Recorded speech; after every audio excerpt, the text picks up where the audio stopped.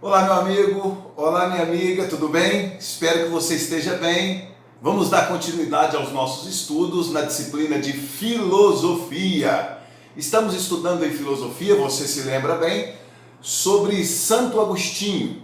Santo Agostinho é o grande nome da patrística, e a patrística é um dos dois movimentos marcantes da filosofia medieval, patrística e escolástica.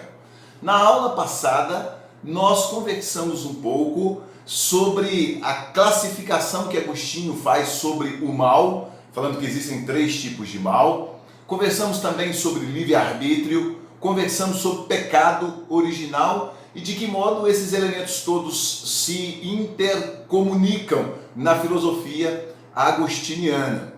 Hoje, continuando nesse universo aí da filosofia de Santo Agostinho de Hipona, nós vamos trabalhar 2 ideias fundamentais. A primeira está na página, elas estão na página 105 e 106 do nosso material didático. A primeira tem como título 2 cidades e a segunda, Tempo e Eternidade, que começa na 105 e termina aí na página 106. Tá legal? Bom, primeiro, essa obra de Agostinho, que retrata sobre essa questão das 2 cidades, a obra Cidade de Deus, ele fala de uma cidade celeste e de uma cidade terrena, é uma clara influência, uma clara inspiração vinda da filosofia de Platão. Por quê, professor?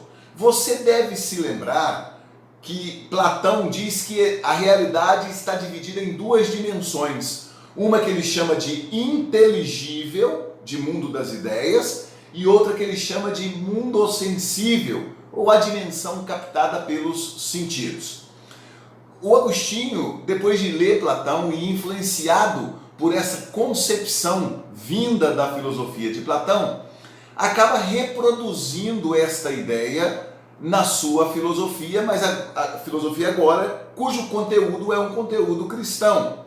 Então, a gente pode dizer que o raciocínio, o conjunto de conceitos é herdado da filosofia de Platão, mas aquilo que está sendo trabalhado por esses conceitos, ou o conteúdo que vai perpassando esses conceitos, é o conteúdo cristão, porque afinal de contas Agostinho está fazendo uma filosofia cristã. Eu tomo a liberdade, e sei que não é legal ficar fazendo leitura em videoaula, mas eu tomo a liberdade para compartilhar com você a leitura do primeiro parágrafo desse tópico que nós estamos analisando. Diz assim, para Santo Agostinho há 2 cidades, a cidade dos homens e a cidade de Deus. Ora, a gente poderia, vou interromper a leitura, a cidade dos homens é aquilo que está compreendido como mundo sensível, é a cidade ou é constituída pelas realidades que compõem o nosso dia a dia, né? Dentro da história, com as contingências do tempo e do espaço, né? Tem a ver com o nosso dia a dia, é a nossa convivência cotidiana aqui no mundo dentro do qual estamos inseridos. A cidade de Deus equivale à concepção do céu na visão cristã. Na cidade dos homens, as línguas e autoridades são confusas e cada povo está submisso a um governante. Nela estão abrigados os pecadores que estão sob o jugo do diabo. A cidade de Deus, ao contrário, é harmônica e todos estão submetidos apenas a uma autoridade. 2 pontos. Quem é? Adivinha? Deus. Nela estão abrigados os santos, aqueles que se dedicaram à fé cristã, na qual todos permanecerão em comunhão eterna com Deus e respeitaram todos os mandamentos divinos. Ou seja, nós temos uma clara indicação na filosofia de Santo Agostinho dessa discussão que ele vai fazer das características que tem o céu e das características que tem o mundo terreno, o mundo no qual nós estamos vivendo. De certa forma, ele vai mostrar que todas as adversidades que nós encontramos no nosso dia a dia, nessa chamada cidade dos homens, todas essas adversidades, de alguma maneira, decorrem do pecado.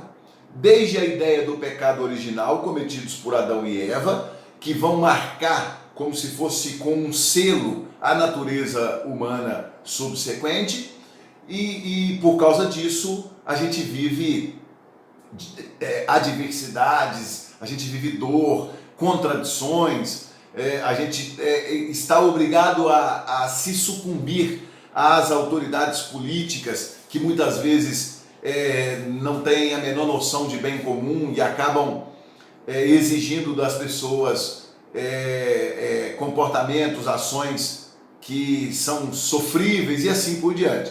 Por outro lado, ele faz na obra uma belíssima apresentação de como seria o céu.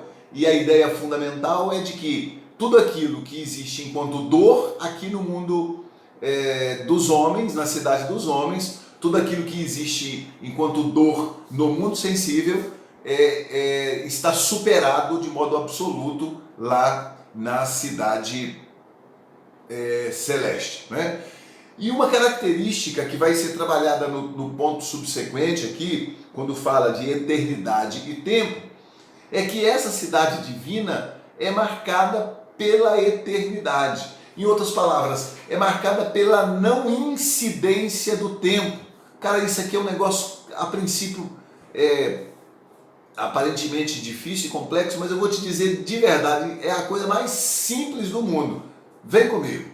Quando a gente fala do tempo, nós estamos falando que existe passado, presente e futuro.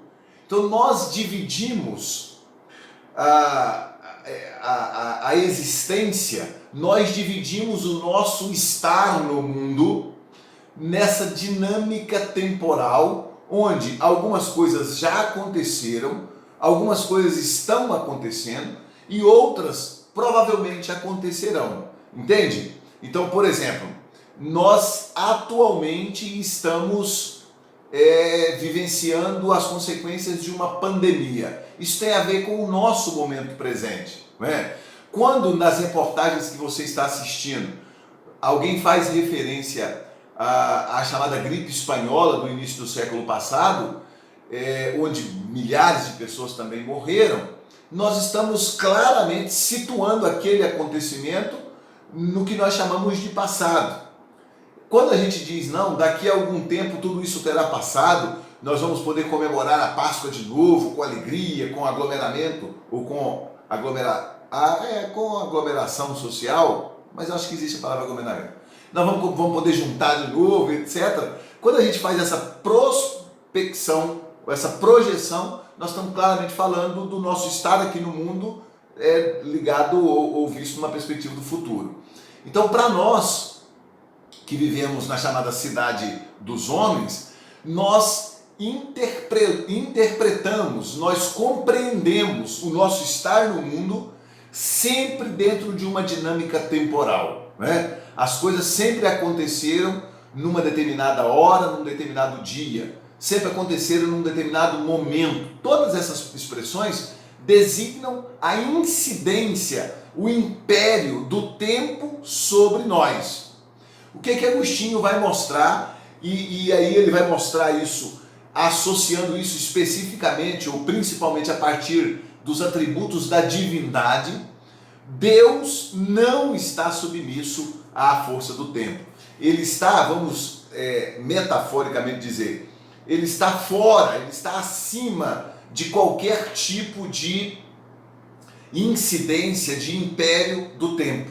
Então, para Deus, não há passado, presente e futuro. Para Deus, a gente poderia dizer um pouco impropriamente, porque não temos palavras para designar isso de modo mais simplificado, mas Deus é eternamente, né? Então, para Deus, todas as coisas estão acontecendo, ou todas as coisas fazem parte de uma espécie de eterno presente, entende? Meio complicado, né? Mas é isso. Ou seja, Para Deus não tem ontem, hoje e amanhã, não tem passado, presente e futuro. Deus está acima disso. Ora, se Deus está acima dessa dinâmica, Deus tem como característica, o que o autor trabalha aqui na página 105, no conceito do lado ali, numa chavinha que você vai encontrar, numa caixinha do lado, Deus é onisciente. Ele tem essa capacidade de conhecer todas as coisas ao mesmo tempo, porque ele não está submisso ao passado, ao presente e ao futuro. Dá uma lida detalhada, uma lida calma nessa página, sobretudo nessa parte que trata aí de eternidade e tempo, porque o autor do nosso livro consegue ser bastante claro. Eu falei disso de uma outra forma para ser um recurso a mais aí para a sua aprendizagem, né? Nós estamos caminhando para o encerramento do pensamento de Santo Agostinho. Então, além da leitura desse texto, eu recomendo a você que dê uma olhada já nas atividades que estão disponíveis aí na página 108 e 109. Veja se, ao responder a essas questões, você tem dúvida de alguma coisa. Se você tiver dúvida, por favor, anota a sua dúvida e me pergunte, porque às vezes você entendeu a ideia geral, mas na hora de resolver uma questão ou na hora de fazer a aplicação de algum conceito filosófico, fica um pouco difícil, fica ainda alguma confusão. E não pode ficar, tá bom? É preciso que as coisas fiquem claras para que quando nós dermos o passo para o nosso próximo conteúdo, que no caso é a filosofia de Tomás de Aquino, esse próximo passo seja dado num clima de tranquilidade por todos nós, porque suas dúvidas foram sanadas, tá bom? Essa ideia de anotar as dúvidas vale não somente para essa matéria que eu acabei de mencionar nessa videoaula, mas vale para Santo Agostinho como um todo, tá bom? Eu estou acompanhando as visualizações das videoaulas e considerando o número de alunos que nós temos no segundo ano, tem gente que não assistiu ainda videoaulas anteriores e é importante que você assista. Lembre-se, nós não estamos nem em férias e muito menos com aulas suspensas. Estamos em franca atividade.